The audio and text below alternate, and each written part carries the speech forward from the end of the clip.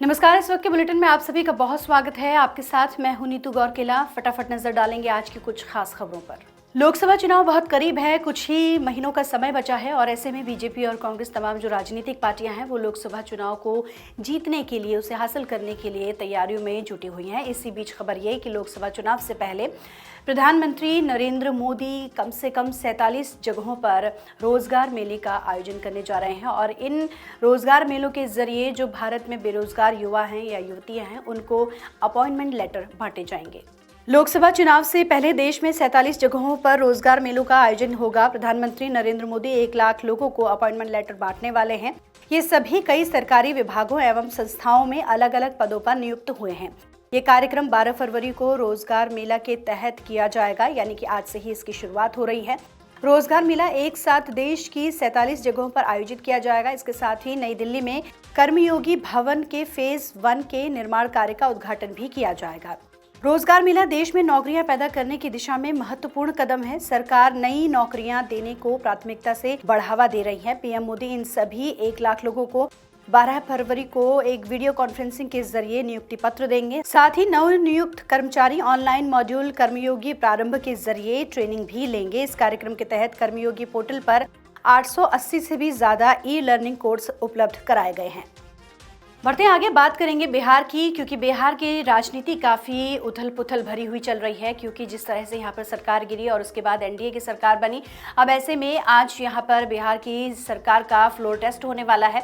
और इससे पहले आपको बता दें कि देर रात तेजस्वी यादव के घर पर पुलिस पहुंची और यहाँ पर कार्यकर्ताओं का हंगामा देखने को मिला। कार्यकर्ताओं ने काफ़ी विरोध किया कि आखिर देर रात ऐसी क्या आन पड़ी कि पुलिस को तेजस्वी यादव, जो कि पूर्व डिप्टी सीएम है बिहार के, उनके घर पर इस तरीके से दबिश देनी पड़ी। बिहार में नीतीश सरकार का 12 फरवरी यानी कि आज फ्लोर टेस्ट है। इससे पहले यहाँ सियासी हलचल भी तेज हो गई है।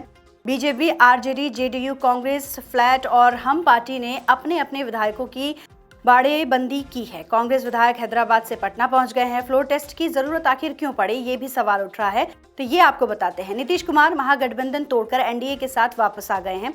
उन्होंने 28 जनवरी को रिकॉर्ड 9वीं बार बिहार के मुख्यमंत्री पद की शपथ ली थी। उनके साथ 8 मंत्रियों ने भी शपथ ली। भाजपा के प्रदेश अध्यक्ष सम्राट चौधरी और नेता प्रतिपक्ष रहे विजय सिन्हा को डिप्टी सीएम बनाया गया और इसके साथ ही नीतीश ने राज्यपाल को 128 विधायकों के समर्थन का पत्र सौंपा था, जिसमें भाजपा के 78, जेडीयू के 45, हम के 4 और 1 निर्दलीय विधायक शामिल थे। वहीं फ्लोर टेस्ट को लेकर बीजेपी नेता शाहनवाज हुसैन का कहना है कि नीतीश कुमार के नेतृत्व में जेडीयू एनडीए सरकार फ्लोर पर अपना बहुमत साबित करेगी। हमारी संख्या बढ़ने वाली है, विपक्ष चाहे कुछ भी कर ले, कुछ होने वाला नहीं है। कुमार जी के नेतृत्व में भाजपा जेडीयू हम की सरकार, एनडीए सरकार फ्लोर पर बहुमत साबित करेगी। हमारी जो संख्या है वो जितनी है एनडीए की उससे भी बढ़ने वाली है और राजद कितना भी हंगामा कर ले कुछ होने वाला नहीं है। जिस तरह से विधायकों को पकड़ पकड़ कर राजद के लोग रख रहे हैं उससे कुछ हासिल होने वाला नहीं है। आज की सुबह की ये पहली किरण ये बता रही है कि बिहार में कोई भी जंगल राज आने वाला नहीं है। नीतीश कुमार जी के नेतृत्व में, मोदी जी के आशीर्वाद से ये सरकार पूरी तरह से फ्लोर पर भी अपना बहुमत साबित कर देगी। आपको बता दें कि इससे पहले पूर्व डिप्टी सीएम तेजस्वी यादव के घर देर रात पुलिस पहुंची और काफी हंगामा भी यहां पर देखने को मिला। बढ़ते हैं आगे। देश में एक बार फिर से किसान आंदोलन होने जा रहा है। 13 फरवरी की जो तारीख है वो तय की गई थी कि तमाम जो पंजाब, हरियाणा, उत्तर प्रदेश से जो भी किसान हैं वो दिल्ली प्रवेश करेंगे और यहाँ पर अपनी मांगों को लेकर आंदोलन करेंगे। लेकिन इससे पहले ही दिल्ली सरकार की तरफ से हरियाणा पंजाब का जो बॉर्डर है वो सील कर दिया गया है। किसानों को रोका जाएगा और उन्हें दिल्ली में प्रवेश नहीं करने दिया जाएगा। आपको बता दें कि 5 नवंबर 2020 से ही किसान अपनी मांगों को लेकर आंदोलित हैं और एक बार फिर से देश में आंदोलन होने जा रहा है। संयुक्त किसान मोर्चा ने 13 फरवरी को दिल्ली कूच का आह्वान किया है। इससे पहले हरियाणा और पंजाब के शंभू, खुनौरी और समेत कई जो बॉर्डर हैं वो सील कर दिए गए हैं। वहीं सिंध और टिकरी बॉर्डर पर भी सीमेंट के बैरिकेड्स लगा दिए गए हैं। हरियाणा के 7 जिलों में 11 फरवरी की सुबह 6 बजे से ही मोबाइल इंटरनेट, रोगन और इसके साथ ही बल्क एसएमएस बंद कर दिए गए हैं और यहाँ पर रोक अंबाला, हिसार, कुरुक्षेत्र, कैथल, जींद, फतेहाबाद और पुलिस जिला डवाली समेत सिरसा जिले में रहेगी। ये आदेश 13 फरवरी की रात 12 बजे तक लागू रहेंगे। वहीं आपको ये बता दें कि किसानों के प्रदर्शन करने की आखिर वजह क्या है। किसानों की मुख्य मांगों में फसलों पर न्यूनतम समर्थन मूल्य यानी कि एमएसपी की गारंटी और कर्ज माफी जैसे मुद्दे शामिल हैं। हालांकि केंद्र सरकार ने किसानों की मांगों को लेकर 12 फरवरी को बातचीत का न्योता दिया।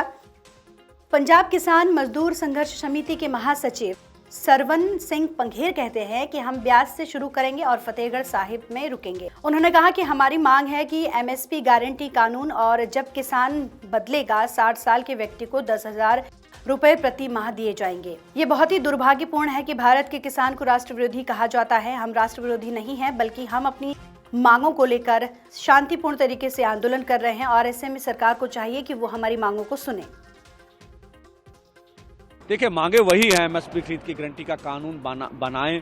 डॉक्टर स्वामीनाथन कमीशन की रिपोर्ट के अनुसार फसलों के दाम दें, गन्ने को भी C200 के साथ जोड़ दें और उसी के साथ जो लखीमपुर खीरी का इंसाफ मिलना चाहिए, सब केस वापस होने चाहिए, बिजली संशोधन बिल वापस लिया जाना चाहिए और पोल्यूशन एक्ट से खेती बाहर निकले, मनरेगा 200 दिन चले, 700 रुपया उनकी दिहाड़ी हो, आदिवासियों की जो संविधान की 5वीं सूची उसको लागू किया जाना चाहिए, फसली बीमा योजना सरकार अपने दम पर करे।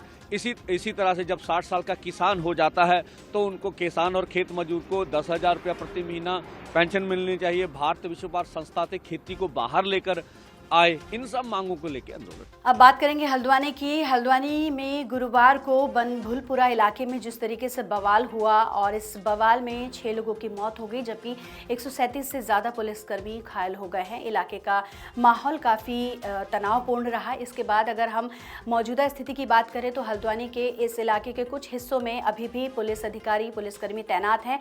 बाकी जो हल्द्वानी का आधा हिस्सा है उसे खोल दिया गया है। हल्द्वानी के बनभुलपुरा क्षेत्र में गुरुवार को अवैध मदरसा तोड़े जाने की कार्रवाई के दौरान भड़की हिंसा ने 6 दंगाइयों की मौत हो गई, जबकि हालात पर काबू पाने के लिए क्षेत्र में कर्फ्यू लगाया गया। इसके बाद शनिवार की सुबह 10 बजे के बाद हल्द्वानी शहर से कर्फ्यू हटा दिया गया। ये कर्फ्यू आधे हिस्से से हटाया गया। इसकी जानकारी डीएम ने दी और इससे पहले आपको बता दें कि पूरे शहर में कर्फ्यू लगा हुआ था। नैनीताल की डीएम वंदना सिंह ने जानकारी देते हुए बताया कि हल्द्वानी शहर का कर्फ्यू सुबह 10 बजे आधे शहर से हटा दिया गया है और आधे शहर यानी कि बनभुलपुरा इलाके से जुड़ा हुआ जो इलाका है वहां पर कर्फ्यू जारी है। और इसके साथ ही मौजूदा यहाँ पर हालात ये हैं कि इलाके में तनाव तो बना हुआ है, लेकिन लोगों की धीरे धीरे आवाजाही शुरू हो रही है। कर्फ्यू आधे हिस्से से खोल दिया गया है। हालांकि अभी ये है कि स्थिति सामान्य होने में, पूरी तरह से सामान्य होने में थोड़ा समय जरूर लगेगा। फरवरी का महीना चल रहा है और ऐसे में मौसम में भी काफ़ी बदलाव देखने को मिल रहा है। धीरे धीरे हल्की हल्की जो गर्मी है वो महसूस हो रही है। हालांकि अगर कोहरे की बात करें और राजधानी दिल्ली एनसीआर की बात करें तो यहाँ पर कोहरा काफ़ी घना देखने को मिल रहा है सुबह के समय। और ऐसे में दिल्ली का जो आईजीआई एयरपोर्ट है, यहाँ पर जो फ़्लाइट्स हैं वो कई सारी फ़्लाइट्स देरी से चल रही हैं। कई फ़्लाइट्स को कैंसिल भी किया गया है। वहीं ट्रेनें भी काफ़ी देरी से चल रही हैं। लेकिन दूसरी तरफ अगर मौसम की बात करें तो मौसम काफ़ी एक तरीके से खुश मिजाज हो गया है, क्योंकि सुबह और शाम के समय ठंड यहाँ पर महसूस की जा रही है। लेकिन दिन में नौबत यह है कि आप शायद जैकेट ना पहने, क्योंकि ठंड थोड़ी कम ज़रूर हो गई है। इसके साथ ही मौसम विभाग का कहना है कि 14 फरवरी यानी वैलेंटाइन के दिन बारिश हो सकती है और इसके साथ ही 17 फरवरी को भी बारिश का अनुमान मौसम विभाग की तरफ से लगाया गया है। तो ये थी वो खबरें जिन पर आज पूरे दिन भर हमारी नज़र रहने वाली है और इन खबरों से जुड़ी हुई अपडेट हम आप तक पहुंचाते रहेंगे।